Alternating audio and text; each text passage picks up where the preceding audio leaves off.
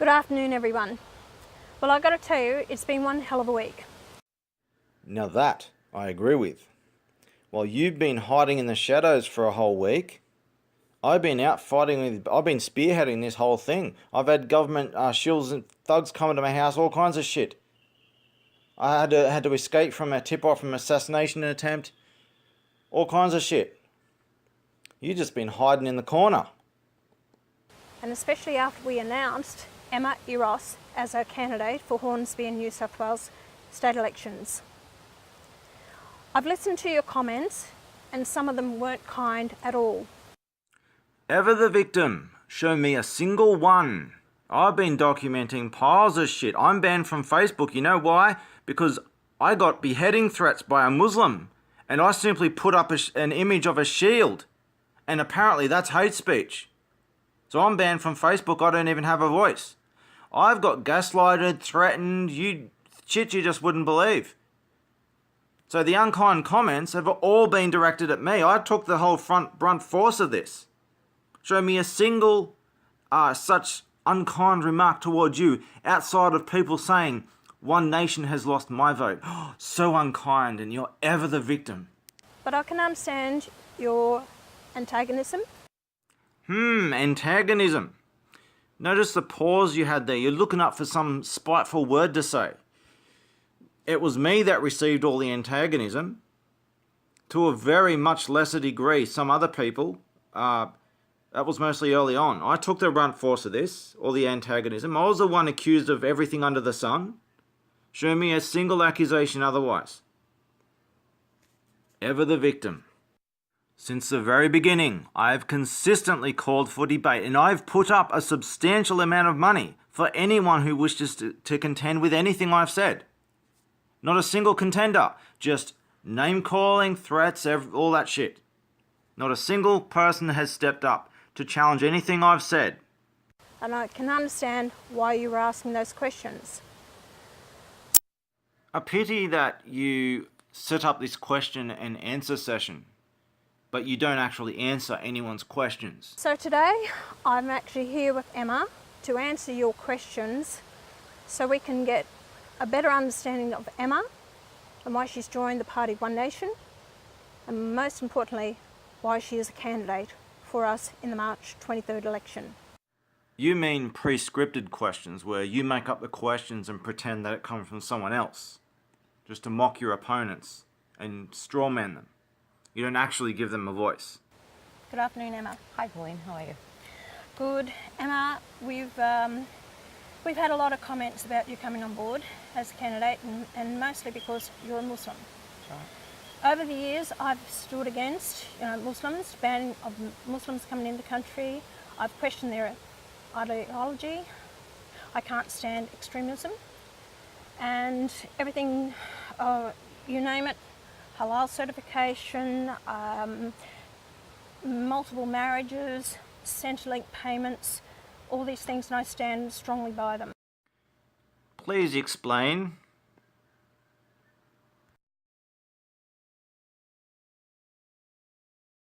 And I support everything you stand by because that is un-Australian. Everything's un-Australian, just as like everything's racist. Can you define what is Australian? Because my ancestors came here as slaves. My ancestors built this country, and so have I. I've done more work than your whole political party has, and I've sacrificed the ultimate price.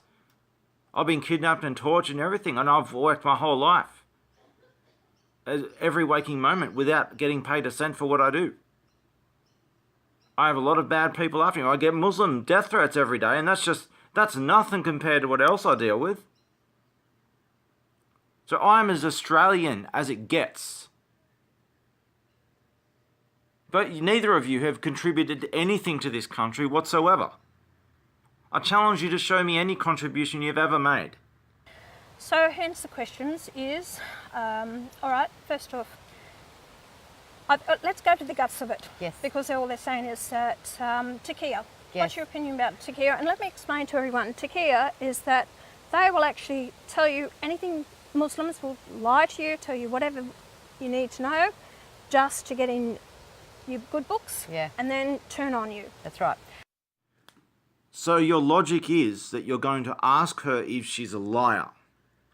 Okay, what is someone who tells the truth and someone who is a liar? What are they each going to answer if you ask them if they're a liar? They are both going to say no. I can't stand that word takia. As a mother with children, I teach my children not to lie and I practice what I teach. The correct answer was simply no. When someone asks you if you're a liar, you say no. A good liar will say no. Someone who tells the truth will say no. The only person who says otherwise is a bad liar. But hey, thanks for the confession. You know, acting as guilty as hell. And don't play the for the children argument. We've all heard it before. I think what the focus should be on is how about asking our major two political parties about the takia that they've thrown at us? This is exactly what Muslims always do. They accuse you of doing the same thing. They'll just deflect onto someone else, and they'll just project their own guilt and shame onto someone else. It's always the victim's fault. It's just like when people do race crimes and they kill someone or torture them or rape them or whatever, and they say it's because of racism, then they're the racist. It's always the victim's fault. So I don't believe in the takia and I'm here to support and represent my country, our country, Australia. This will never be your country. By claiming to be a Muslim, you have no right to be in this country. You should fuck off back to Saudi Arabia, Lebanon or wherever you want to go in the Middle East. Sit there in your own little quarantine and rot there. All right, you talk about your country. Yes.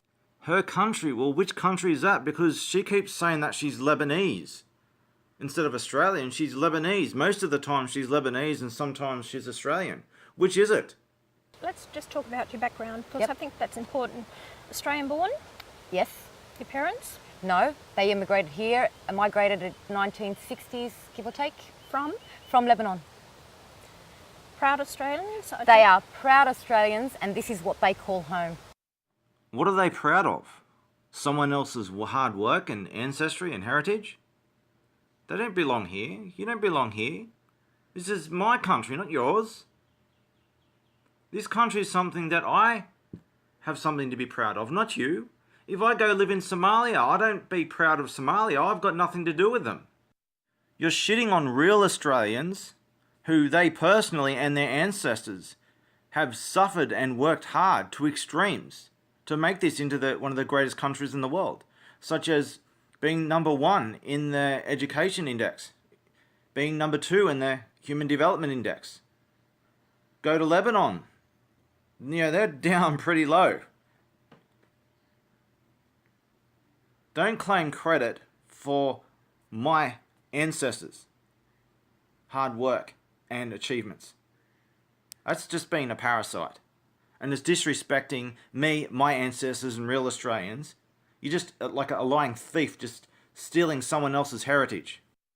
How would you like it if I just walked into your home, just broke down your door, no uninvited, and said, "This is my home"? How would you fucking like it? Then I'd say, okay, your background. What is it? You've told me Yeah. you're a licensed plumber. That's correct. Licensed plumber, I'm a mother, I'm a businesswoman, hard-working Australian. That's my background. Australia's all I've known.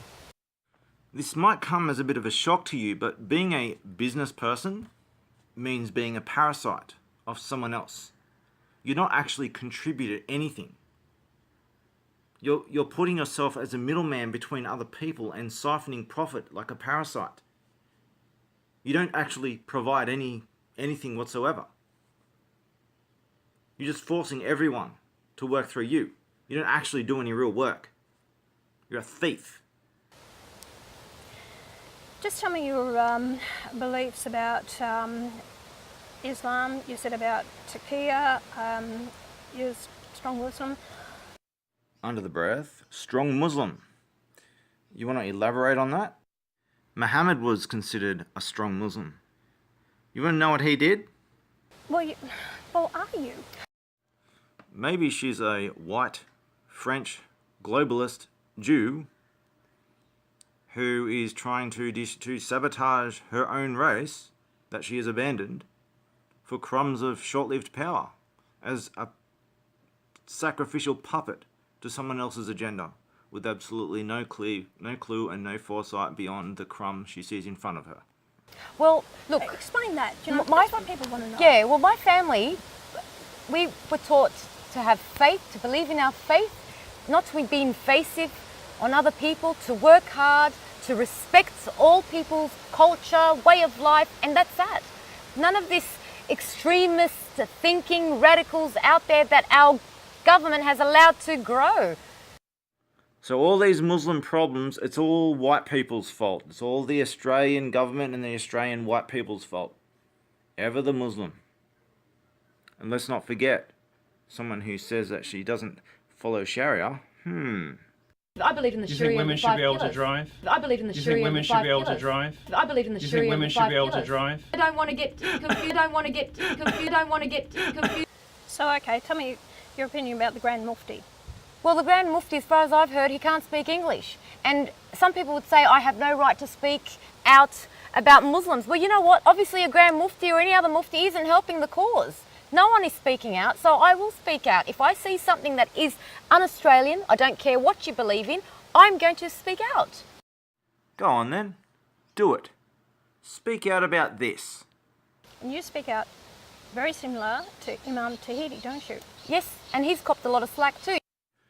You mean this guy, Mr. Taqiya himself? God has given you this Quran to govern injustice, and He says whoever doesn't judge by what Allah subhanahu wa ta'ala has judged, they are the oppressors, they are the disbelievers, they are the corrupt ones. As if that isn't bad enough, let's have a little sneak peek at what his Quran actually says.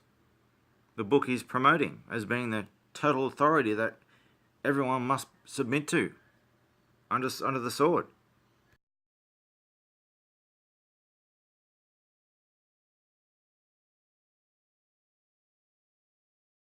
You're damned if you do and you're damned if you don't. So in the end, as far as I'm concerned, again, I don't care what religion anyone is. I care what is happening in Australia. That's what I care. I care about the future of my children. I care about the future of their offspring. Bottom line, that's all I care about. And we need to fix that. Yeah, we do.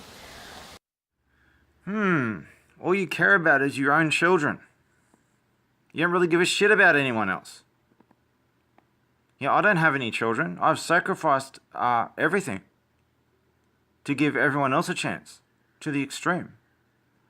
And all you care about is yourself and your children, which is really just really about you. It's not looking very good. I think, we think we should do something about it. Let's debate over what we should do about it. All right, I've got a couple of questions here, and people Yep. have actually, I've encouraged them to send questions through, and Yep. I think we need to. You did indeed encourage us all to put forth questions, but you never gave us a chance to. You just said that there's going to be a question and answers session, so we all turned up, and you came with questions already prepared from your questions you made up yourself, from people who probably just don't even exist. No one's questions were ever answered. Okay, this one's from McMaster Aaron McMaster.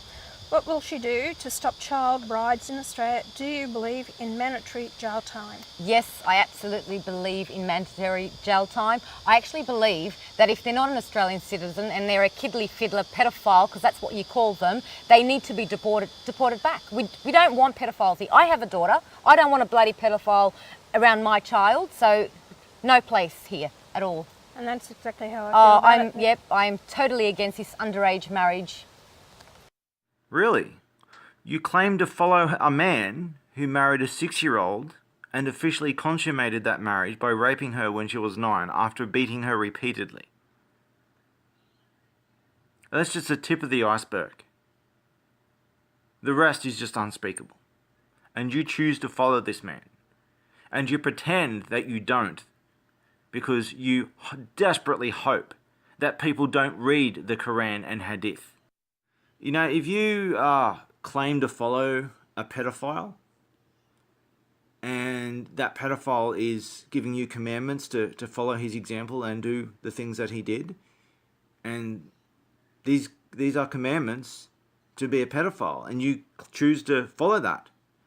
That makes you a pedophile, and you should be convicted. And according to your own judgment, deportation is just the beginning of what should happen to you, little one. Linda Fracas, has Emma ever read the Quran cover to cover? Yes, I have. You have never been able to quote a single verse from the Quran, and in your attempts, you have got it completely wrong and just made it all up. Does she believe that it is the actual words of Allah as told to Muhammad by the angel Gabriel? I believe the words of Allah have been translated to I suppose, please the extremist thinking. The translation has lost its way. Over 1400 years. Absolutely. 1400 years ago, it's like Chinese whispers. It's bound to change, isn't it? And how people interpret it. Mm-hmm. I believe the correct answer was either yes or no. Another deflection to avoid answering. And we all know what the answer to that is. And then you go on to blame everyone else. Everyone else has hijacked Islam. No, you're the one who's trying to hijack Islam. Karina Rochelle, if Emma married a Catholic, why would she not be using the Bible to be sworn in? Okay, well, I am with a Catholic, and the Bible, I don't want to be insulting any Christian or Catholic out there. I think you have insulted absolutely everyone on all sides. I have sworn on under a Bible in court before. However, that's pretty much it. You've just admitted Takia. just to make clear, I will not be, if I got elected, I would not be sworn in under the Quran, because this is not an Islamic state. Simple. So it would be an affirmation. Only confirms what I just said about Takia. So now you're swearing in an affirmation, but you said that you've sworn in the Bible before. What, were you a politician before or something? Takia, Takia, Takia. Very good. People must be, I know it's been a big thing, and I don't believe that people should be sworn in under the Quran. It's either the Bible or an affirmation. And so you've made it quite clear. Yeah, you're not going to be born. It's not an Islamic under state. Quran. It's not an Islamic state, so I will not be sworn in under a Quran. But you will be sworn in under a lie. Rosemary Trudeau. So she wants to ban the burqa. Does she also want to ban child brides, acid attacks, honour killings, bombings, beheadings, and all other evils of Islam? Absolutely, it has no place in Australia. This is not the Australia that I know, and we don't want it here ever. If you're a Muslim, you believe in these things. This is what the Quran and Hadith teach. You're just doing typical taqiyya. You claim to follow a book, and then you prey on the ignorance of people who haven't read that book to know what you really believe. You did answer about child brides and honour killings, Yep. and it does, you know, some Yeah. interpretation under the Quran. It does Yep. say about honour killings, and it says stoning of the women. Yeah, well, and 1400 years ago, Zeitgeist era is just, you know, what was permissible perhaps back then, sure as hell not permissible today, and is sure as hell not permissible in Australia, where there is a rule of law, and all Muslims that come to a non-Islamic country have to abide by that rule of law and its covenant. All right then, prove it. Denounce all these verses in the Quran, and pretty much this is all the Quran is made of. Denounce every single one of these verses, and write your own Quran and either delete or rename these verses and change it. Because you, like every Muslim, have said the same thing, that you believe in the Quran 100% as it is. You don't want to change the Quran. You're pretending to reform Islam, but you're not going to change the Quran. Let's see you try. Go on, change the Quran. You go create your own version of the Quran and fix up all this shit that you say that you don't support now. Prove it. Okay, I want to ask you a question. I see these imams and leaders of the Muslim faith come out and say, well, those women deserve to be raped. You know, look at the way they were dressed. And, you know, they're just meat out there for them.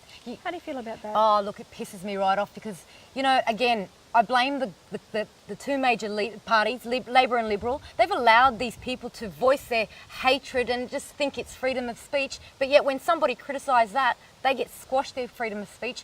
That's, you know, against their appeasing. It is wrong. Again, no place in Australia. I'm not a piece of meat. My children aren't a piece of meat. These people should not be here. People like that have this thinking should be deported. So again, all this Muslim terrorism stuff, it's never Muslims' fault. It's not the fault of Islam and what the Quran teaches or anything like that. No, it's white people's fault and white governments. And she's saying that white people and white governments, that our government needs to be deported. I wonder what she's going to replace it with. Maybe Sharia? All right, then let's go back to the burqa. Yes. Why do you want to ban the burqa? Well, for number one, the burqa has no place in Australia. If we have to take our balaclava off, our helmet off, our caps off and sunglasses off, then we want equality. Remove the burqa and that's equality. It's a security risk. You've got 13 other nations banning the burqa. We need to move in with the times and it's not Australia's way. This is a common tactic that Muslims pull, is they pretend to be against the burqa when they're usually not. Some actually are, because there's a bit of confusion over exactly how much of a veil Islam demands. But when they say they're against the burqa, they're not against women and excessive body covering, because they also believe in a heavy veil.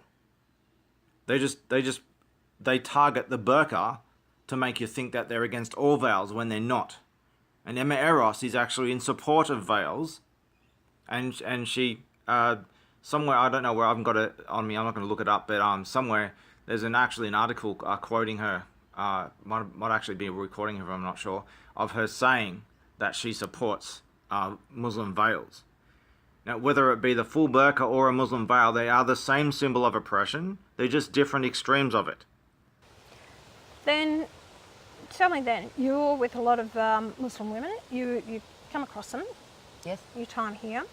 How do they feel about the burqa? Do they feel it's suppression? So what is it? Why do they wear it? Why do the Muslim women actually wear it now that niqab is the full covering, with just the eyes showing? The burqa is the full covering and you can't see their eyes at all. I've had women give me excuses where, I don't have to do my hair, lazy. I have women, give me excuses where they don't have to wear makeup. Again, lazy, it's optional, who cares? There are lame excuses, but then you have women that are probably forced. We don't know exactly. We don't know that side of things. We do know exactly. But I just know that in this country, we have no place for that. Australia wasn't made to segregate and wear this misogynist garment. It was meant to segregate and always was about segregation heavily, to separate us from you. So do you believe that people should have a right to wear whatever they want to in this country? Just show your face. Show your face. It's very important. Show your face, but still wear a veil. And that's why a lot of the countries, and that's what I've been saying, a lot of the countries are banning the burqa because it's better assimilation. Those people are actually assimilating in this country, being part of the country. That's right. You want equality, you've got to get out there and integrate into society. It has nothing to do with assimilation. Muslims don't want to assimilate. The countries they move to don't want to assimilate with Muslims. They don't want the Muslims there. The Muslims are there to invade, not to assimilate. Banning the burqa has nothing to do with assimilation. It has everything to do with protecting the locals against terrorism. You know, my view about it is I think that a lot of these women would dearly love to get rid of the burqa, but they've been suppressed by the male counterparts in their family and told to wear it. You have some that will suppress them, I suppose, maybe because she's going out there working, getting educated, and maybe for him it's, can't have that. This misogynist attitude comes out. We're talking about blaming white men here, aren't we? We're not talking about Muslim men. White men. I'm sure there's a lot of stories like that. And then you have, unfortunately, some women who truly believe that, they want to wear it for themselves. But, I'd like to know, do these women truly work and do they contribute to society? You know what I say, Emma? By wearing the full burqa, you've made yourself unemployable. Absolutely. Absolutely. Who's going to employ them if they're wearing the full burqa? No. No one's going to employ them. So it's intimidating. So then they are, if they're not supported by their husband who's working, then we, the taxpayer, are actually supporting them. Exactly. So then I'll go to my next question. Yep. Oh well, it's not just white man's fault. It's the so-called Muslim women who are forced into Islam, and they're forced into wearing these burqas under threat of beheading and rape and having their acid bath and everything. It's their fault too. What do you think about multiple marriages? Oh, God. It is illegal. It should not be in Australia. My gosh, taxpayers' money should not be going on second, third, fourth wife, as far as I'm concerned, whilst they're sitting on welfare. It's not right. I don't agree with it. It is damn bloody illegal in Australia, and the government needs to do something about that. It's a big scam. You're the one claiming to follow this shit. You follow this book, and that's what the book says. Takia, takia, takia. I totally agree with you, but they don't know what to do about it because you've got these imams that are actually registering them, marrying them, and that it's not putting in the paperwork that they're actually second, third or fourth wife. Yeah. And we, the taxpayer, are actually paying for that. For it. What do you think of the idea and this policy is that any single woman out there, single, not married, I'm not talking about break-up marriages with 2 or 3 kids that the wife has the children, but any single woman out there, if you have one child, then we support the child. If you have more than one child, then there's no further payments. I agree with you. To the taxpayer should not be funding any more than one child. Yeah. If you cannot support that child, so then it covers multiple marriages or women out there who want to have it because it's a lifestyle for them. So we'll have all these kids, and I figure, well, and I've spoken to the government about this, one child, single mother, any more than that, you actually fund the child yourself, not the taxpayer. Exactly, and then this way you'll find out that they have another child after a year, but they're somehow still separated. So it's a good way. I think it's a great policy. And you've also got housing commission, haven't you? So Yeah, they housing have all these commission. marriages, then they have the kids, and they go for housing That's commission. right. So what you're really saying is that you're going to take welfare away from single white mothers. That's what you're really saying. We're paying for this, Pauline. Taxpayers are working their asses off for a bunch of freeloaders, and then they say, it's not just Muslims. There's a lot of scammers out there. Yeah. But regardless, I don't care what their faith is. Enough's enough. People need to just realise what this country's about, and it's not about freeloaders. It's hard paying tax workers are contributing to a lot of this. As a self-professed freeloader, a businesswoman who doesn't actually do any real work, who profits from other people's work, you're the freeloader. And again, we're just talking about taking money and welfare and stuff away from white people. And of course, instead of pointing out the Muslim thieves, let's just blame white people. Let's stop talking about Muslims. Let's talk about these white people. Let's blame these white people for everything. I had an interview with the Imam Tahiti, and he said to me, do you know what the biggest mosque in Australia is? Yep. And I said, no, what? He said, Centrelink. Absolutely. And he said one fellow actually bought 3 houses on Centrelink payments because of his wives and the kids that he had. And that's what we're paying for. And where's our government? Asleep to just... There we go again. It's always white people's fault and white government's fault. And it's never their fault, never Muslims' fault. Always blame the white man. Well, they're reluctant to do anything because they don't want to tread on toes, they don't know how to handle it, so they don't want to upset anyone. And because the Muslim population is growing in Australia, and we are going to have to pay for it if we don't take control of it. She's got no comment to say there. Well, I do. Because I've seen from personal experience the New South Wales Police Force and multiple government departments who are notoriously corrupt. There's been several royal commissions over them and nothing's ever been done. Generic government services. More corrupt than you can possibly imagine. And they use Muslim terrorists who they give a shitload of money to and use them as a tool to send out to kill and assassinate and harass and do shit to innocent citizens, such as whistleblowers. I've got a ton of documentation of this myself. I have just recently uploaded one of these top-ranking government officials who came to my house and confessed on hidden camera to this stuff, or doing this stuff to me. Halal certification. Money-making scam. Big business it is. It's a money-making scam. That's all I'm going to say. It's just wrong. All right. How would you regulate the damn thing? It needs to be regulated, government regulated. We need to understand where a lot of people are concerned that the halal money certification is going abroad, and have right to be, because I think one case not long ago, money was gone to a terrorist organisation. So in order to not have this, it needs to be regulated. Right, people say that we need it for the product to go to Islamic countries for export. My policy is it should be controlled by the government. We don't have these certifiers out there, and it could be anywhere between 2022 that we have at the moment.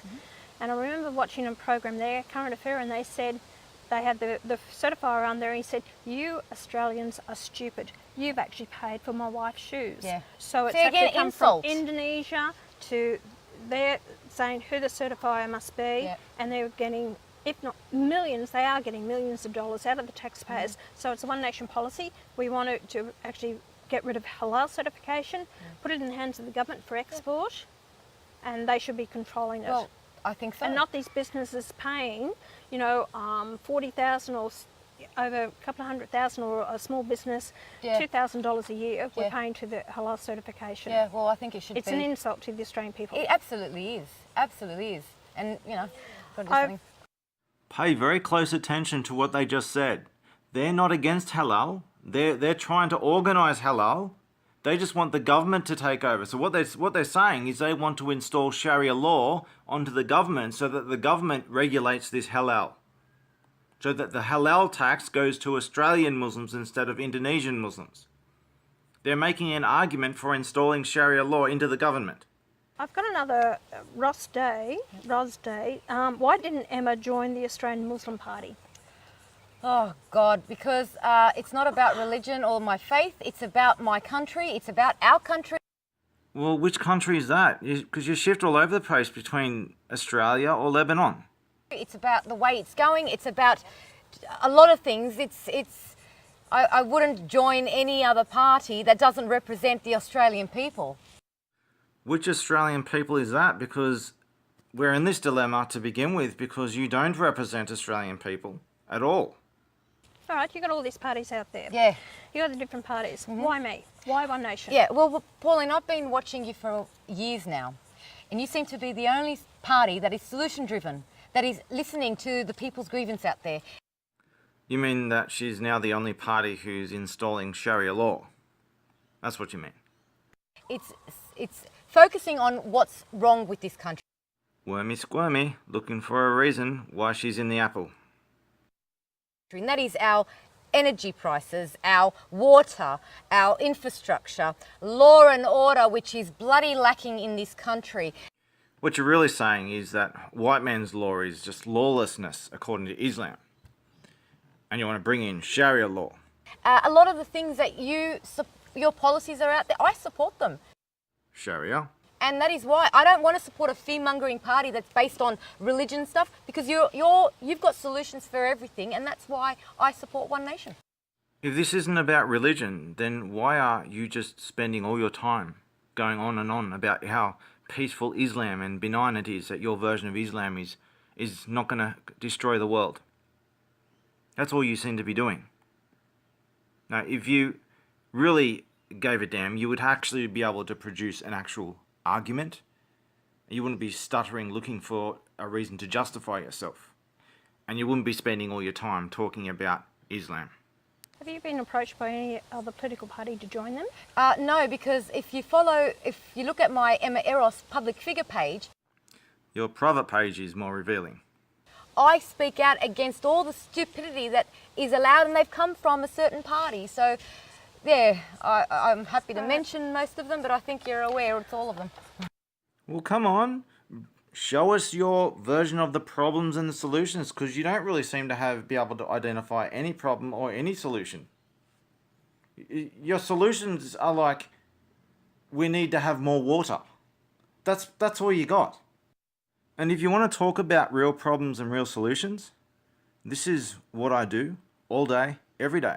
I prove everything. I win every debate. This is why none of you will ever face me. That's why you're so shitting yourselves now. I challenge anyone. I've offered a substantial amount of money for anyone who contends with anything I say, any argument I have. They just call me silly names and run away.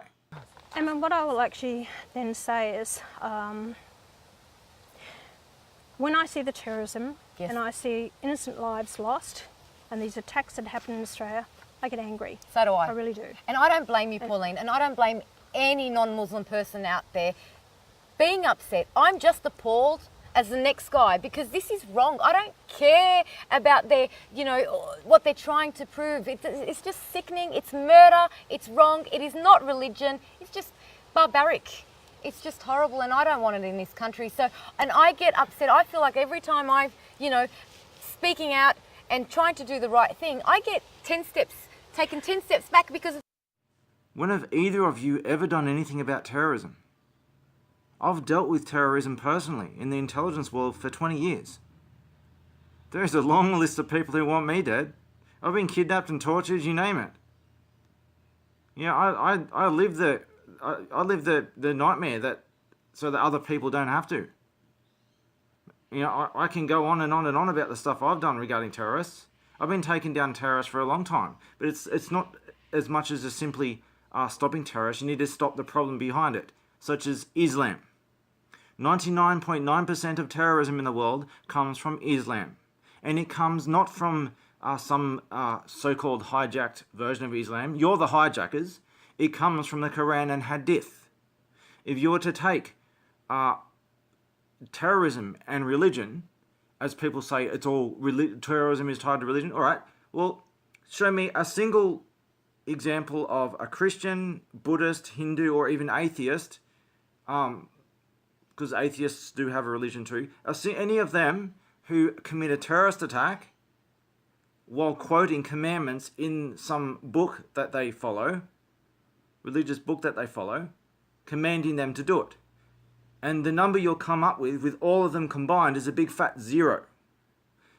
But if you go to like a website like thereligionofpeace.com, you'll find a list, and this list only contains terrorist attacks that have made it into the news, and this doesn't even consider war crimes and stuff like that.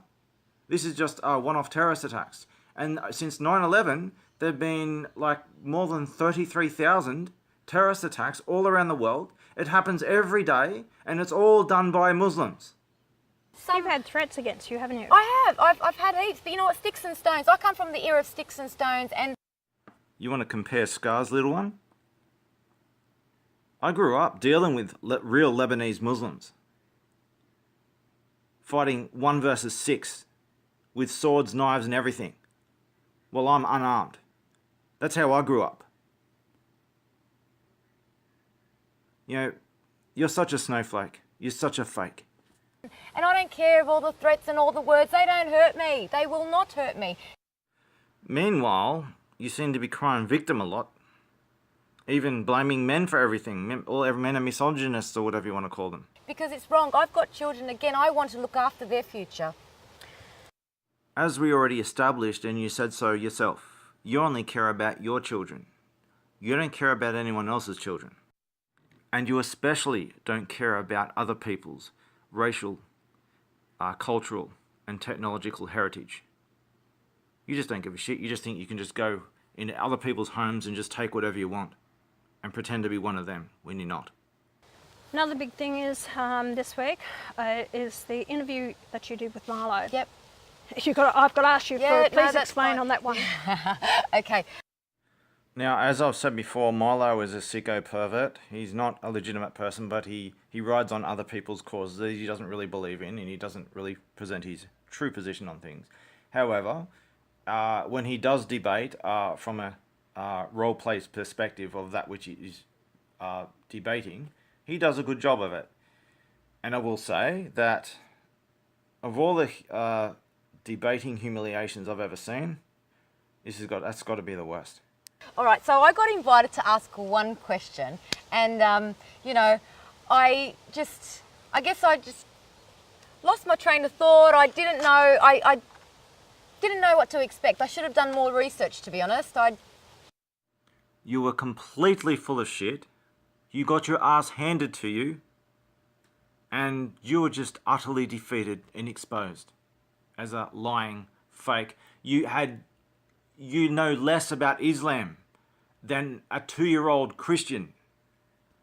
I have nothing against Milo. You were pretty butthurt, little snowflake. I think I can agree with a lot of the things that Milo has said in the past. I just didn't agree with the Islam he was talking about. The Islam he was talking about is the Islam that 100% of Muslims follow. You claim to have your own version of Islam. That's different. And all these other versions, they're all a cyanide pill. And they have been for 1400 years. People keep reinventing new versions of Islam. It's just the same old shit, all the cyanide pills. So you've somehow managed to make it work. And even Milo said, all right, show us your version of Islam. And you are completely empty-handed. You got nothing to show for it. You don't have you got nothing to show. Even now, where is your version of Islam? As I said before, you want to rewrite the Quran? Admit it. Either say that the Quran can't be changed, or that you're going to change it, and do it, and just own it. Well, Emma, I have a message from Milo for you. You do? Yes, I do. Oh, God. Listen to this. Okay. Remember that while this guy can debate quite well, he's not legitimate, and he is a sellout and a pervert. So pay close attention to what he's about to say and realize how he's straining his words. He's being paid off to say this, and notice that he doesn't endorse Islam or her version of it or anything. He's basically saying that, okay, you have your version of Islam. Let's see. Let's give you all this power and we'll see what happens. Let's see the true colours of your Islam once and for all, knowing what the consequences are going to be. Pay close attention to the words he actually says, the things that he doesn't quite actually say. Hello, Emma. It's Milo Yiannopoulos. You're probably quite surprised to hear from me after we had our little run-in, but I just had to take a couple of minutes out of my day to send you a message to wish you all of the very best. It's 3 a.m. here in Miami, and I'm struggling through a throat infection, but I wasn't going to let that stop me send you a message to say, go for it, girl. I know that you and I had our differences in the past, but what you're doing is important. People are not being told the truth about Islam, about what Muslims believe, not by politicians and not by the media. And if somebody with an Islamic background can help people come to understand a little bit more about what Islam is, I think they're doing a good thing. I know that Pauline Hanson, one of my political heroes, has been hoping that somebody would step up to the plate. And now you have. So I've got no option but to congratulate you and encourage you. So best of luck. And Pauline, New South Wales and federal elections, you got this, girl. Thanks, everyone. So notice what he's actually saying. Pay close attention. He's saying that I said in the past, this is a Trojan horse. If you let a Muslim in your government, this is what they're gonna do, the taqiyya and all that, and they're gonna do what everyone says they're gonna do, and then you want to accept this Trojan horse and try it out. Let's see what happens, and the true colour of Islam will reveal themselves the hard way. That's what he's saying. Well, Emma, that's a pretty solid endorsement. You know, I appreciate Milo's words of encouragement and support, and I thank him. And I wish you well in your utter failure. Isn't it funny, at the end of that interview that you did with him, he said, you're not a Muslim. No, I know. French globalist. And that's the thing, I'm not the typical stereotype because unfortunately, again, we're pigeonholed. You're a monotype and you've dug yourself into a hole. And there's a lot of Muslims just like me out there. You want to point them out to us all? I don't wear a scarf, doesn't make me not a Muslim because it's the faith inside.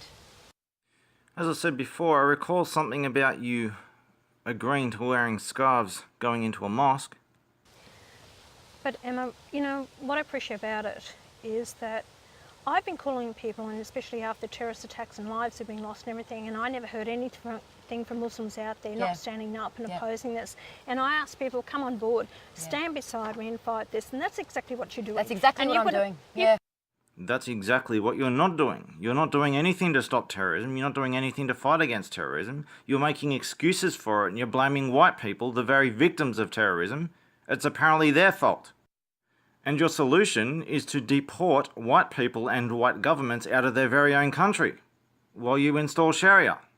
Put up your hand to be a candidate. It's Yes. not easy. You've got No. threats against you I've and been everything like damned that. before I even spoke because of religion. You've been given chance after chance after chance. Even now, I've been offering money for anyone, including you, to debate me. And you run away, call me silly names. The only one damning you is yourself. You know, I've been damned before I even started representing my seat of Hornsby because of Islam. If you choose to follow the most evil ideology in the world, you choose to follow a man who married and raped children and did every evil act imaginable, you choose this. You only have yourself to blame. You should be criticised and condemned. It's like you literally are choosing to be a pedophile. You're claiming to be a pedophile, and you should be charged for being a pedophile. You choose to follow a pedophile.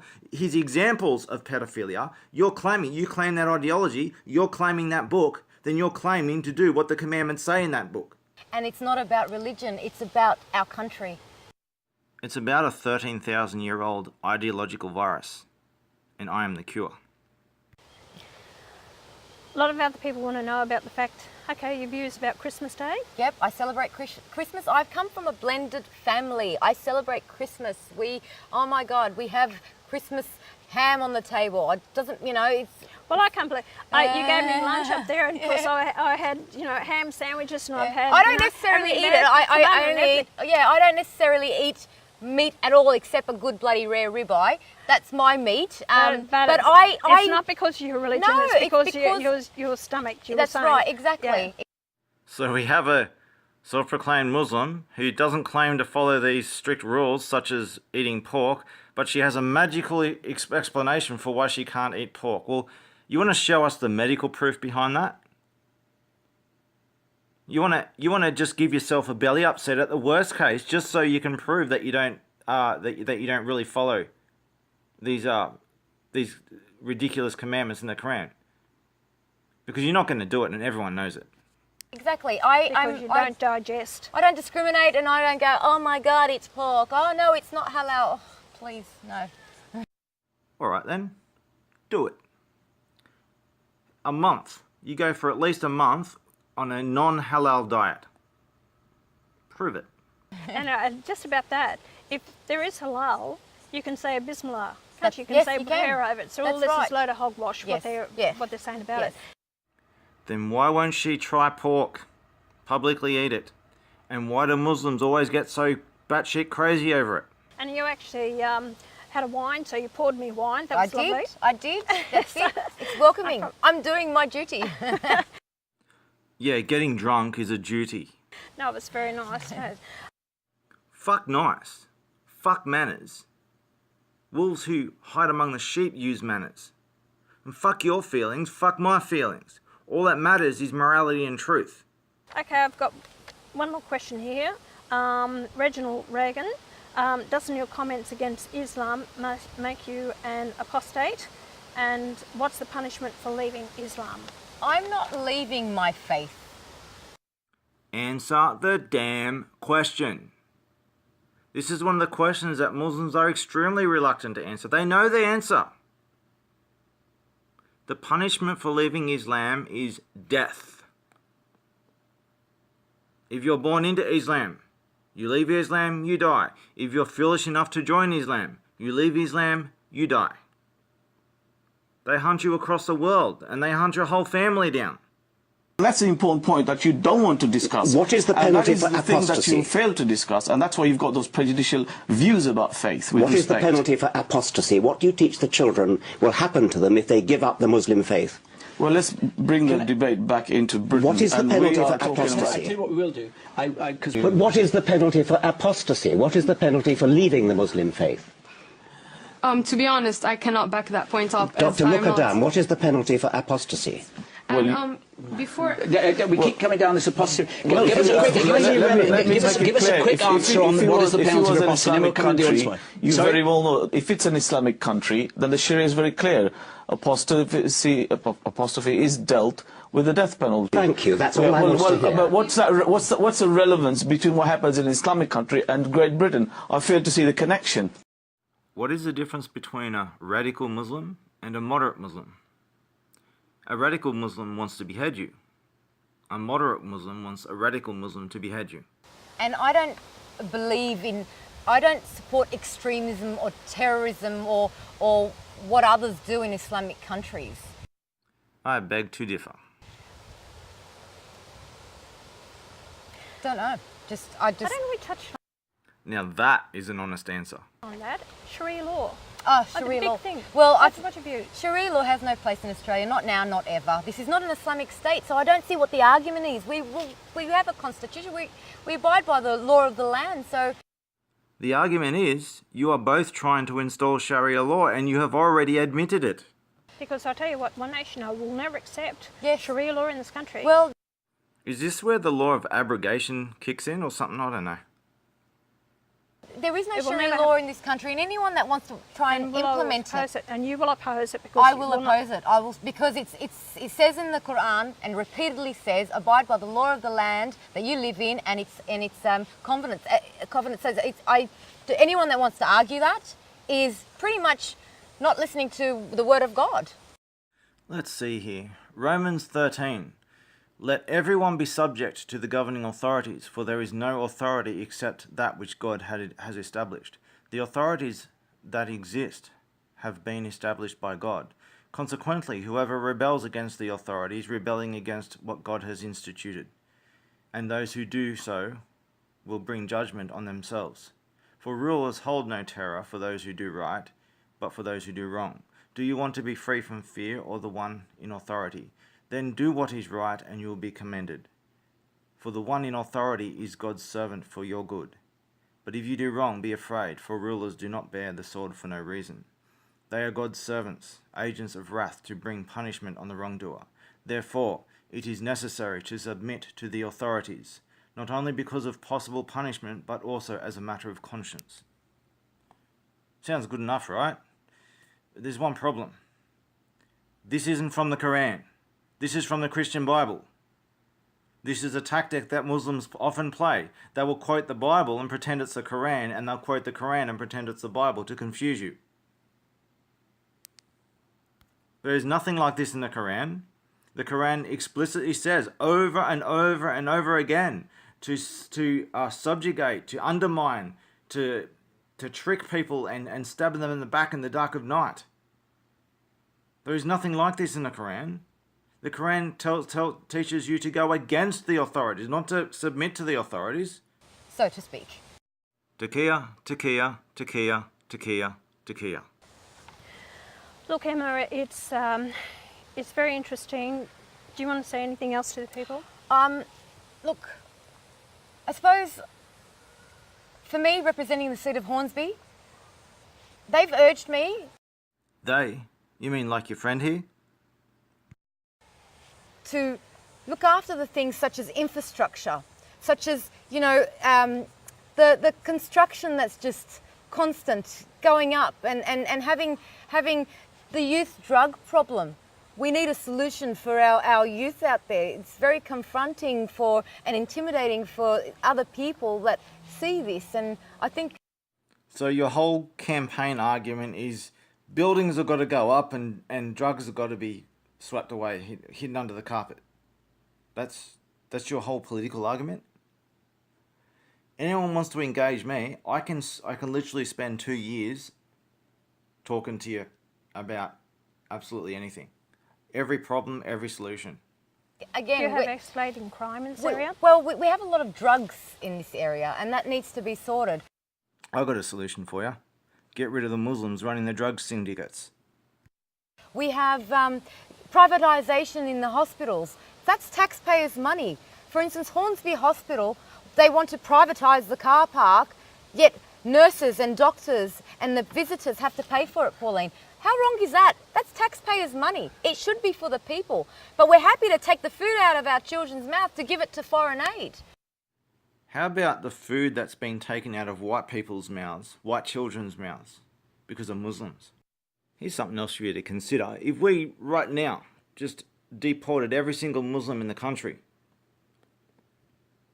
how different would the country be? Better off or worse? And by how much? And I think we all know the answer to that. You know, how about we cut costs there and focus what's ground level here in Australia? Hell yeah, let's close the borders, stop all funding to every Muslim country, completely quarantine the Muslim world, have no trade with them whatsoever. There's nothing, we don't need anything from them, they need everything from us.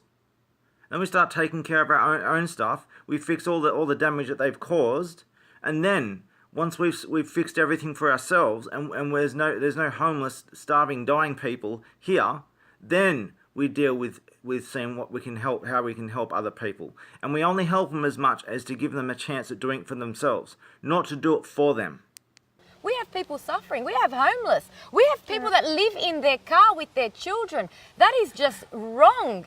You know, we have elderly that can't pay for their electricity, or they can't pay for their, you know, just anything, their food, and living off tin cans. How unhealthy is that for our elderly? We have veterans that aren't getting the support they need. This is white people you're talking about. While Muslims receive shitload of money under different names, under different family, wives and shit, all over the place. White people are the one who are being stolen from, who are missing out. Only white people. The people you claim to be a part of are the people exploiting. All these problems that you're saying are caused to my people by your people. Maybe just get rid of all your people, just kick the whole lot of them out. No, let's just confiscate everything they've stolen from us in the first place. Or let's go even further. Let's put them into slave labour to work back everything they've exploited from us until they've paid everything off. Then we boot them back out. Maybe with a bit of 10% interest on top of that. Then we boot them back out. And then maybe we deal with those countries themselves. And who knows where we go from there, huh? Oh, and as for cans, at the moment and for much of my life, I've lived on things like cans. I actually usually live on about $2 to $5 a day, currently. Sometimes a little more.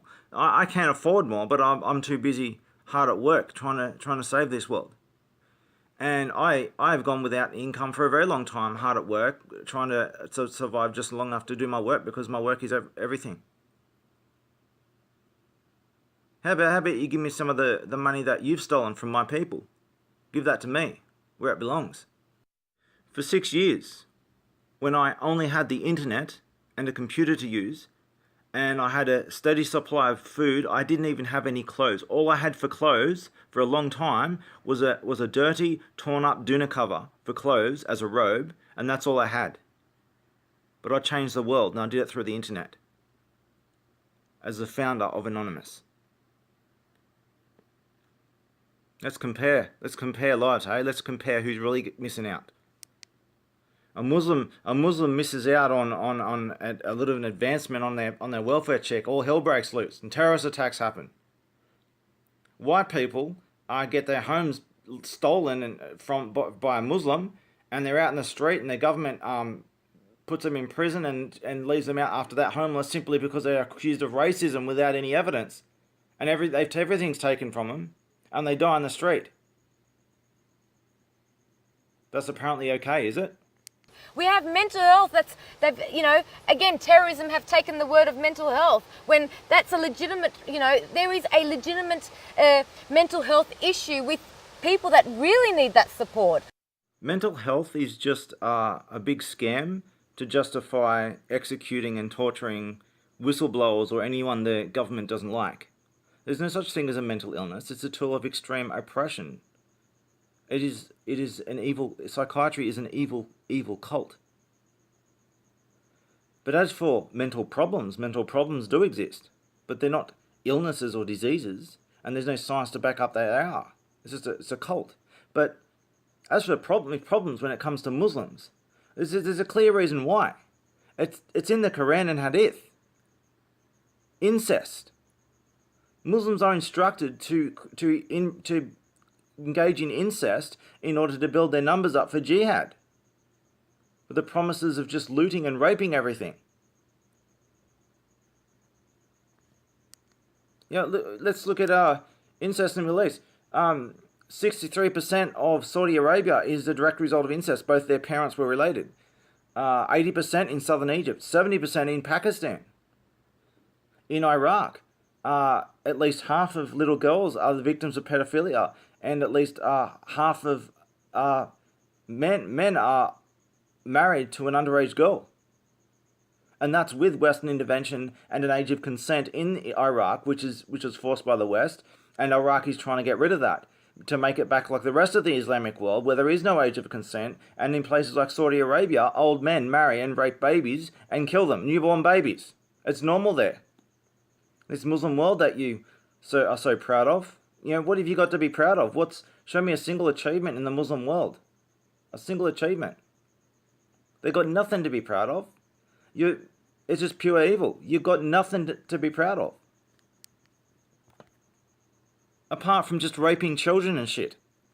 There's just a lot of things gone wrong, and I think our major two parties have lost their way completely, and we need to bring the focus back here, because charity starts at home, and that is really honestly one of the biggest reasons why I support One Nation. They haven't lost their way. They're entirely and irreparably corrupted, and it seems to be that One Nation is no different. All being bought out by Islam and Jews, which are essentially just the same people, but anyone can be a Jew these days. Black Jews, white Jews, Asian Jews. One moment you're a Jew, then you're white. There's no such. It's just an imaginary race. But the old school Jews, the brown Jews, are just the same as Arabs, the same people. And these are the cause of the corruption of Western governments. The two big World War I and II were fought in relation to this.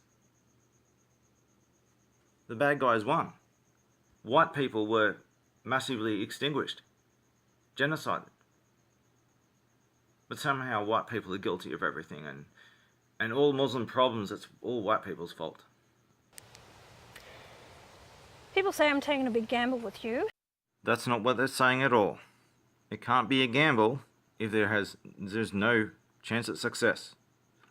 You have sabotaged and destroyed One Nation, your own political party that you frequently blame other people for, and you have betrayed the Australian people in the worst possible way. And now it's time to pay the consequences. Yep, and you've got to win the seat. No, I understand. I may not win the seat, but I still support you. Member. Yes. Okay? Sitting minister, it's going to be hard for you to win the seat, but the whole fact is, if you win the seat, people want to know, are you going to stick with One Nation, or are you going to leave One Nation? Well, I don't believe in Takia. That's what people who believe in Takia say. And it's not a really good way to open your argument for a political seat that you're striving for, to open the argument by saying, I'm not a liar. And I'm not going to do what other opportunists have done, Pauline. But you already have, above and beyond.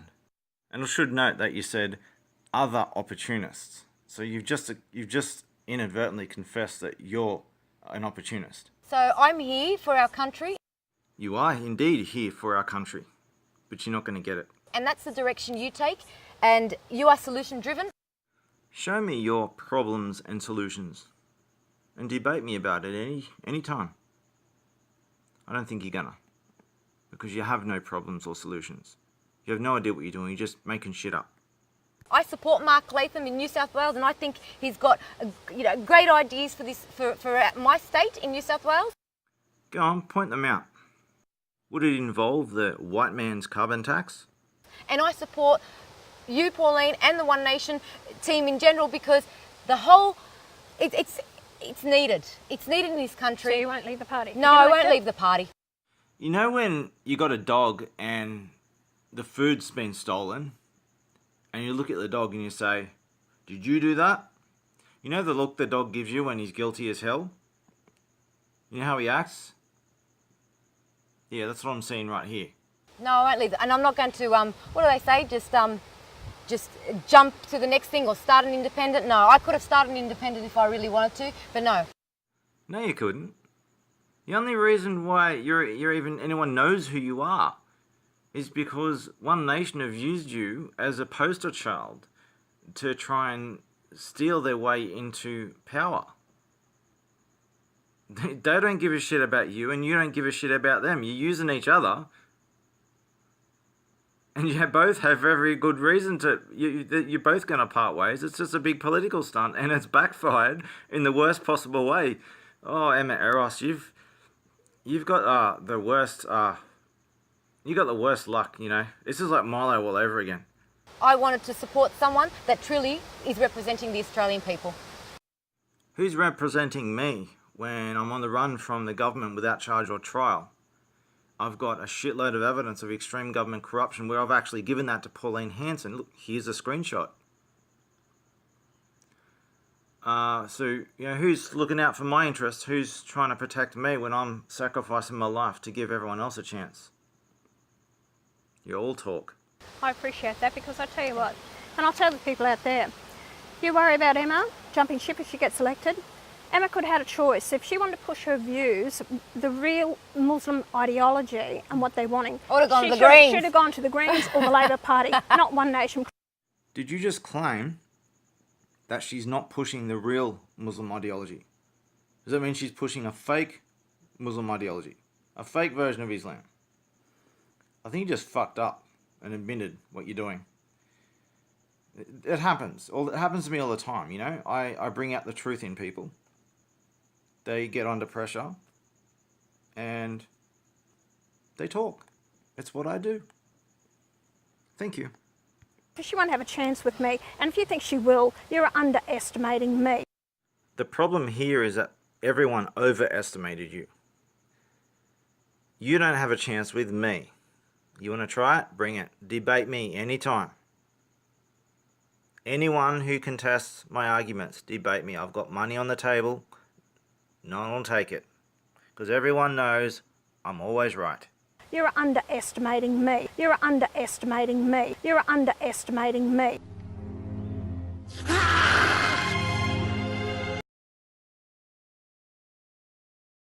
Excuse me. Your balls are showing. Bumblebee tuna? Because I haven't fought for 20 odd years to get back into Parliament, to push my policies and stand up for the values. Who was the one that wore the burqa in the Parliament? Who's the one who says terrorists shouldn't come back here? Who's the one who's fighting on these issues? Myself. Who's the one who has been extensively tortured multiple times? Who's the one who became a fugitive without charge or trial? Who's the one who has survived countless assassination attempts? Who's the one who put WikiLeaks on the world stage? Who's the one who has every government shaking in their boots? Who's the one where the forces of evil dare not strike a blow? And the only ones who do strike a blow are the very ones he's trying to save. And I haven't worked my guts out for these years to get other people elected to Parliament to think that they're going to turn it around and control me. Those words sound very familiar. Shepard. I can't. I underestimated you, Shepard. What?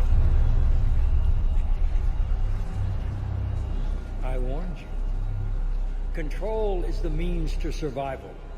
Control of the Reapers, and of you, if necessary. They're controlling you. I don't think so, Admiral. Controlling me is a lot different than controlling a Reaper. Have a little faith.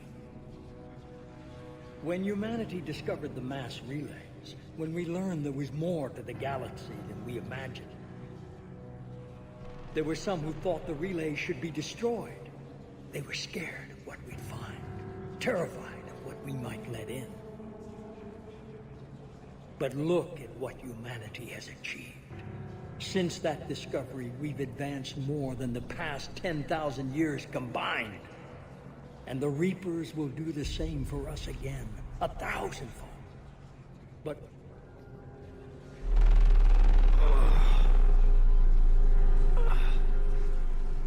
only if we can harness their ability to control.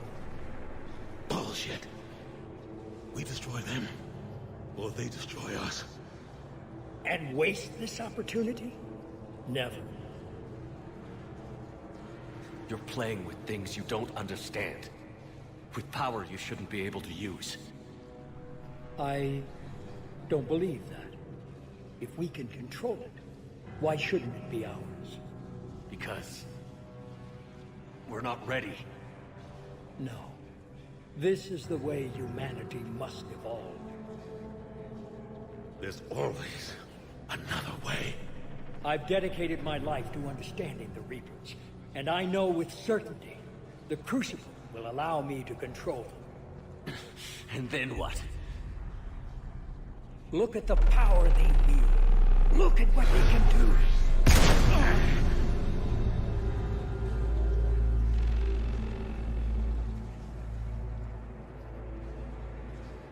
I see what they did to you. I took what I wanted from them, made it my own. This isn't about me or you. It's about things so much bigger than all of us. He's wrong. Don't listen to him. And who will you listen to, Shepard? An old soldier stuck in his ways, only able to see the world down the barrel of a gun? And what if he's wrong? What if controlling the Reapers is the answer? If we destroy the Reapers, this ends today. But if you can't control them... But I can! Are you willing to bet humanity's existence on it? I know it will work. You can't, can you? They won't let you do it. No! I'm in control! No one is telling me what to do! Listen to yourself. You're indoctrinated. No! No! The two of you so self-righteous. Do you think power like this comes easy? There are sacrifices. You've sacrificed too much. Shepard, I only wanted to protect humanity. The Crucibles can control them. I know it can. I just... It's not too late. Let us go. We'll do the rest. I can't do that, Commander. Of course you can't. They own you now. You'd undo everything I've accomplished. I won't let that happen. Because of you, humanity is already undone. That's not true! They have the Citadel. They've got us fighting each other, instead of fighting them. I just need to... You've done exactly what the Reapers wanted. You're still doing it because they control you. They're too strong. You're stronger. Don't let them win. Break their hold. Don't let them control you. I tried, Shepard.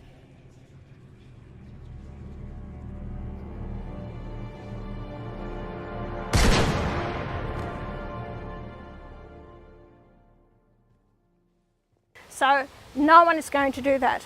And as far as Takia, I've had 3 of my senators that got elected have done Takia on me. Those people that said they will support me, never leave me, have turned around and stabbed me in the back on the way out.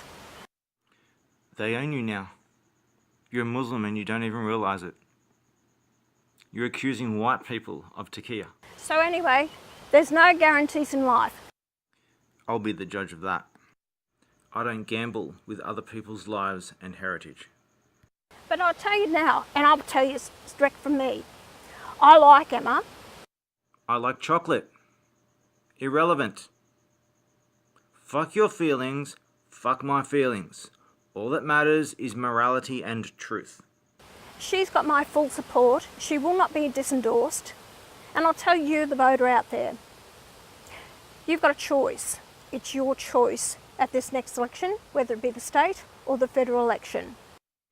It's your choice to be a blind sheep and be pacified with apathy and just trust someone else to save you. Or you can stand up, get off your ass, and meet me at the table in the fire of debate. I've put up $1,000. For anyone who wants to prove my argument's wrong, they get $1,000 of my own money. In live debate, under your real verified name, you have the chance of winning $1,000. And I'm putting that money up in order to encourage anyone to start debating and testing their ideas like a mature adult. I have not met a single person in this whole situation who is willing to debate. I've spearheaded this whole thing. And outside of a few comments and maybe a couple of copy and paste videos on YouTube on the rare occasion, there's been almost no other work done here. It's outside of me. Take the opportunity and meet me at the table in debate, like a big boy. Look up the concept of frog in a boiling pot. That's what's really going on here. That's what everything that's going on in the world today is about. That it is about ending apathy and inspiring any remaining good in the world into rising up. Meet me at the table, rise up, meet me at the table, and I will prove everything, every problem, every solution. But I can't do it unless you rise up and you have a moral compass that points in the right direction. You can choose to vote for One Nation, the only party that's really has the guts to stand up and say what you're thinking and to follow through on it. Are they really saying what you're thinking? Or you can pick out these other independents, minor parties will tell you what you want to hear. Your choice. So Emma, thank you. Thanks, Pauline. Welcome on board. Thank you. You've got my full support. Thank you, and you've got my full support. Thank you very much. Thank you. I offer you the truth, and I offer you the proof. Take it or leave it. But before I go, one final thing. These names that have asked these so-called questions, we all know that they're not real people. They're just made up questions. They don't resemble anything of what has been asked. So I decided to look these names up. And I'll show you the result of looking these names up, and you can make up your own mind. Unlike your standard politicians, I don't speak for people who don't need me to speak for them. I try to give them a voice as much as possible, and I'll only speak for someone who's unable to speak for themselves. And I speak without violating their voice and replacing it with my own.